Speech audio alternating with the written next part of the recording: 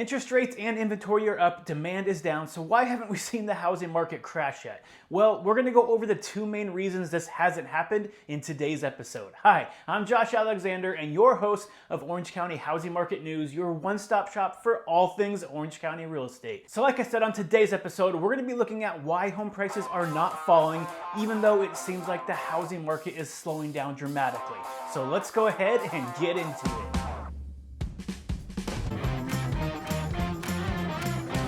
Interest rates have gone up by over 3% since the beginning of the year. Demand is at the lowest point it's been in Orange County since 2007, right before the last housing crash. So why haven't we seen home values plummet?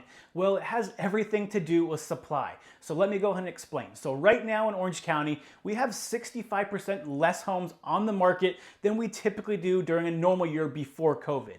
And on top of that, we've put 17% less homes than normal on the market this year, which is just leading us to this extremely low inventory environment that we've been dealing with for years at this point. Yes, inventory numbers are going up. However, historically, they're still very, very low. So even though demand is low, inventory is lower than demand right now, which is why we haven't seen home prices plummet yet. So that leads to the question, well, what will it take to get inventory to a level where we start seeing home values go down?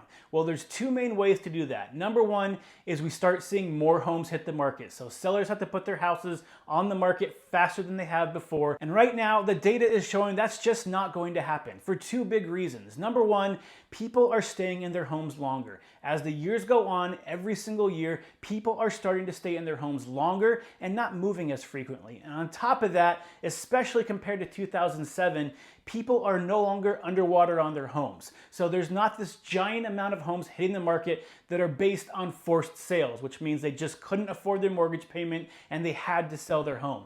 Right now in the United States, homeowners have never had this much equity built up in their homes in the entire history of the US. So people that purchased homes over the last 10 plus years are very well qualified. They can afford their mortgage payments. And yes, there will be more foreclosures, and foreclosures have been going up, especially over the last couple months. However, that's not going to make a significant difference in the current housing market to really see home values fall because of that. So realistically, it's not going to be very likely that you're going to see a flood of homes hit the market all at once and start seeing home values fall because of that.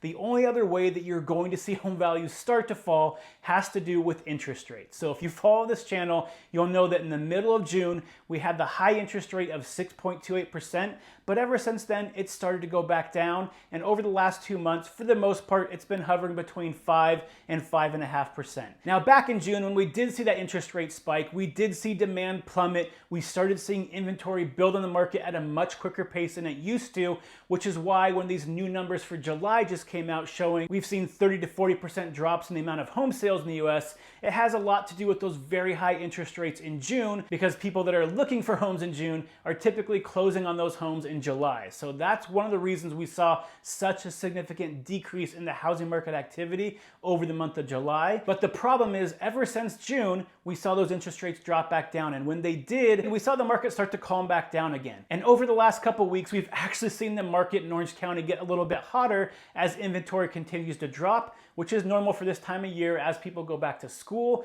we're starting to see more homes being pulled off the market. And even though demand is continuing to drop as well, they're dropping at very similar rates at this point, which means that the housing market you see today is most likely going to be the same type of housing market you see a month or 2 months from now as well. So unless we start seeing interest rates spike above that 6% again and stay there for the long term, it's going to be very unlikely that we're going to see any significant depreciation in the market anytime soon. Yes, we might see home values flatten by the end of the year. However, if you're sitting there as a buyer hoping and just waiting for that 20 to 30% drop like we saw during the last recession happen, that's just not in the cards right now. The housing market is completely different than back in 2007. If you want more detailed breakdown on that, if you're watching this on YouTube, check out this link up here where I go over it in a lot of detail, why today's market is completely different than 2007, 2008, and why you just can't expect home values to plummet like that again anytime soon. So if you are a home buyer in the market right now and you are concerned that you're going to see values drop,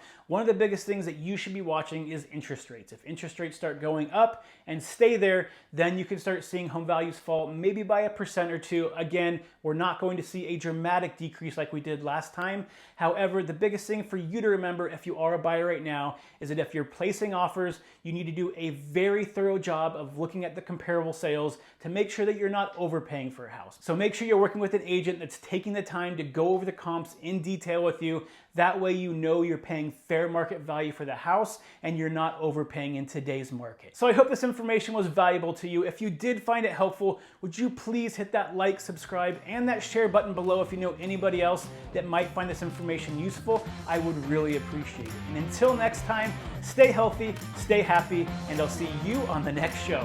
Bye.